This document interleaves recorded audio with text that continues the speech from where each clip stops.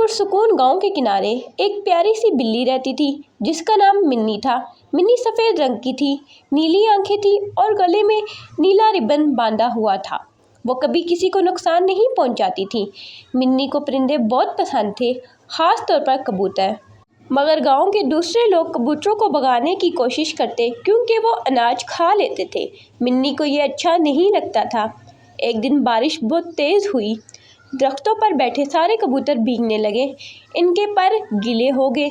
मिन्नी ने जल्दी से अपने पुराने लकड़ी के डब्बे को साफ किया, इसमें तिनकों और कपड़ों के टुकड़े से नरम जगह बनाई और छत भी लगा दी।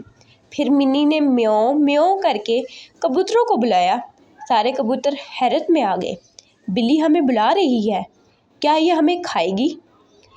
एक बूढ़ा कबूतर बोला। मगर जब वो करीब आए तो देखा कि मिन्नी मुस्कुरा रही है और इनके लिए छोटा सा खूबसूरत घर तैयार है।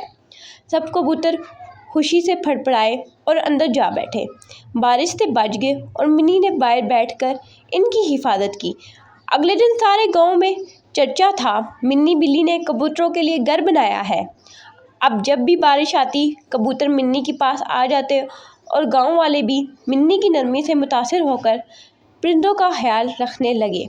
इखलाकी सबक: नरमी और हमदर्दी सबको बदल सकती है, चाहे आप एक बिल्ली ही क्यों ना हो।